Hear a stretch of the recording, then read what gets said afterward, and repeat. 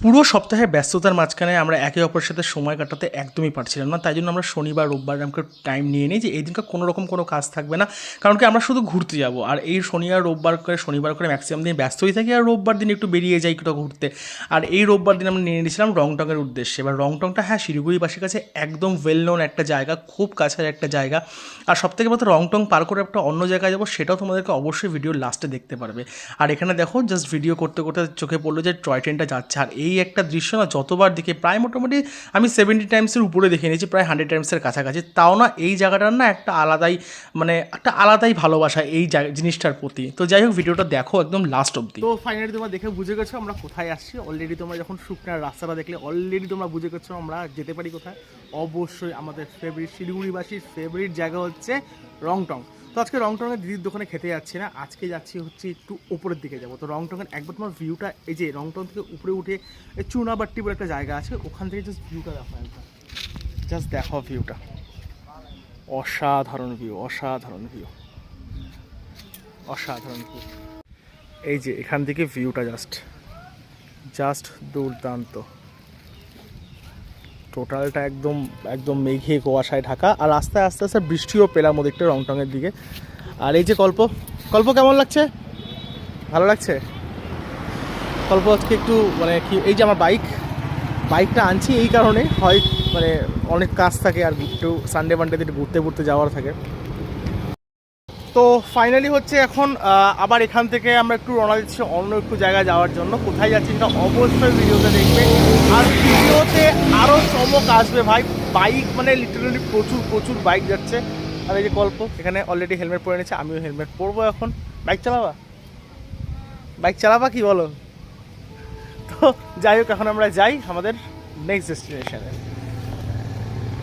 রংটং থেকে জাস্ট একটু আগিয়ে দেখি হাতের বাঁ দিকে হর্নবিল পার্ক। আর এই পার্কটা দেখে জাস্ট আমার দুর্দান্ত লাগলো। আর একটা স্কাই ওয়াকও ছিল, 50 রুপিস পার হেড টিকিট ছিল ওখানটাতে। কারণ কি আমি এর আগে অন্যান্য ইউটিউবার যারা আছে শিলিগুড়ি, তাদের ব্লগে আমি দেখেছিলাম। জায়গাটা বেশ ভালো লাগলো, কিন্তু আমাদের কাছে সেরকমভাবে সময় ছিল না, কারণ কি আমাদেরকে আরও একটু জায়গায় যেতে হবে, ঘুরতে যেতে হবে, তো ও জন্য। তো যাই হোক, আমরা ধীরে ধীরে গল্প করতে করতে প্রায় আমরা ডেস্টিনেশনের কাছে পৌঁছে গেছিলাম। অনেকটা সফর ছিল মোটামুটিভাবে। তো দুজন মিলে সেই গল্প করলাম, ইয়ার্কি ফাজলামো ঠাট্টা গান করতে করতে তো দুজন মিলে পৌঁছে গেলাম প্রায় আমরা একদম তিনধারিয়ার কাছে বলতে একদম গল্প করতে তিনধারিয়াতেই পৌঁছে গেলাম। সো ফাইনালি আমরা চলে এসেছি তিনধারিয়া। আর এই যে ভিউ, জাস্ট অসাধারণ একটা জায়গা, বেশ সুন্দর একটা জায়গা। আর এদিক থেকে চলে যাওয়া যাবে গিদ্দা পাহাড়ে।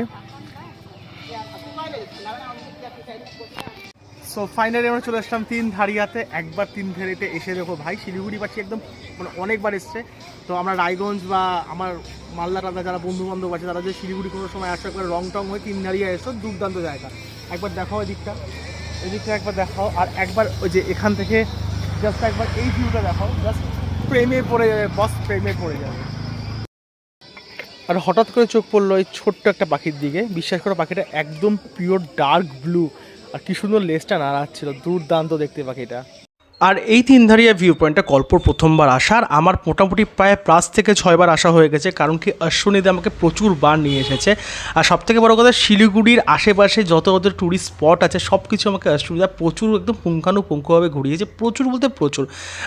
অশ্বনীতার দান হচ্ছে অপরিসীম যাকে বলা হয়। যাই হোক, অশ্বনীতা ভাও খেয়েও না ব্যাপারটা শুনে। আগে তিনধারের এই জায়গাটাতে অত ব্যারিকেড সিস্টেম ছিল না, পায়ের উপর পা তুলে বেশ পা ঝুলিয়ে ছবি তোলা যেত। তো এখন সেই জিনিসগুলো হয়তো সেফটি পারপাস বন্ধ করে দেওয়া হয়েছে। আর আই লাভ তিনধারিয়াও ওটা একটা বেশ সুন্দর একটা বানানো হয়েছে। আর এখানে আমি আর কল্প একটু রিলস শ্যুট করছিলাম, তো সেরকমভাবে রিলসগুলো সাকসেসফুলি শ্যুট করতে পারিনি। যাই হোক, জাস্ট ট্রাই করছিলাম। আর কল্পকে বললাম চলো তুমিও কিছু রিলস শ্যুট করো না, তো কল্প কিছু ওখানে রিলস শ্যুট করলো। তো কল্প সেগুলো এখন ওর ফেসবুক পেজে দেয়নি, বলছে না কদিন পরেই দিই, তুমি আগে ভিডিওটা দিয়ে নাও, তারপরে নয় দিয়ে দেবো আমি। তো যাই হোক, এবার কল্প ফার্স্ট টাইম টেক নিতে পারলো না বলে সেকেন্ড টাইম আবার একটা নিয়ে আনলাম, ঠিক আছে চলো। তো এই করতে করতে তিনধারিয়া আমাদের মোটামুটি ঘোরা হয়ে গেল। এবার তিনধারিয়া থেকে আমরা রওনা দিলাম আবার রংটংয়ের উদ্দেশ্যে, কারণ কি আমাদের খাওয়া দাওয়া তো বাকি আছে, সন্ধ্যার স্ন্যাক্সটা তো করতে হবে। আর সন্ধ্যার স্ন্যাক্স রংটংয়ের দিদির দোকানের দিদির দিদির দোকানের মোমো, যদিও ভাই এবার আমরা মোমো খাইনি। আর দিদির দোকানে কফি দুর্দান্ত। আর তাছাড়া কফির সাথে আরেকটা জিনিস নিয়েছিলাম, তোমরা দেখলে বলবে ভাই এটা খেলে পরের দিন অবস্থা পুরো খারাপ হয়ে যায়, কিন্তু হ্যাঁ সবথেকে বড় কথা এত ঝাল ছিল ওই জিনিসটা। তো যাই হোক, এবার রংটং যেতে যেতে মনে পড়েছিল একটু শিবখোলার দিকে ওঠা যাক। এবার শিবখোলা তো গেলাম না, কিন্তু শিবখোলার মোটামুটি অনেকটা দূরই পৌঁছে গেছিলাম। চারপাশে একদম চা বাগানটা দেখো, জাস্ট দুর্দান্ত লাগছে। কল্প বলছে কি এখানে একটু থামি, আমি বললাম না না একটু আগে গিয়ে থামছি, এখানটাতে বেশ সুন্দর কিছু থাকতে পারে।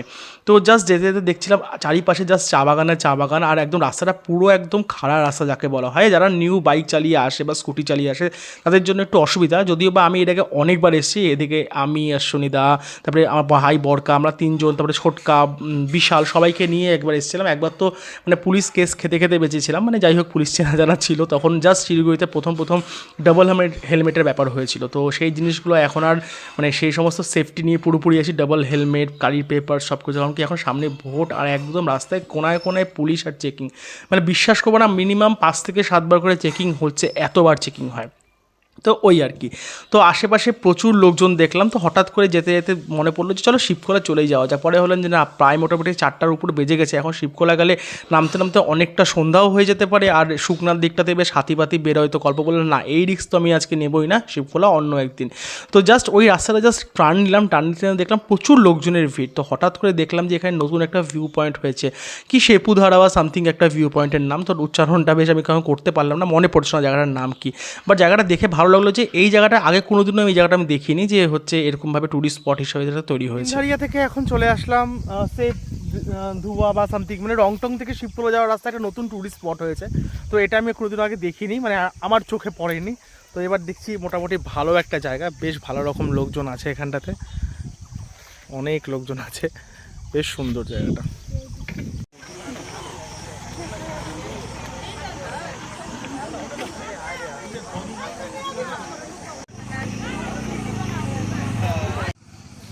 তো জায়গাটা এটাকে আমি অনেকবার দেখছি, বেশ ওইদিকে ওই সাইডগুলোতে তোমার বসার টসার জায়গা টাগা আছে। আর এখানটাতে প্রথমবার আমি নামলাম, আমি এর আগে যতবার আমি শিবখোলা গেছি, শিবখোলাটা এই রাস্তাটা পুরোটা চলে যায়, কিন্তু যতবার আমি শিবখোলাতে গেছি ততবার হচ্ছে এখানে কোনোবারও নামিনি। তো যাই হোক, এবার দেখছি বেশ টুরিস্ট স্পট একটা হয়েছে, আর বেশ সুন্দর লাগলো দেখে জায়গাটা।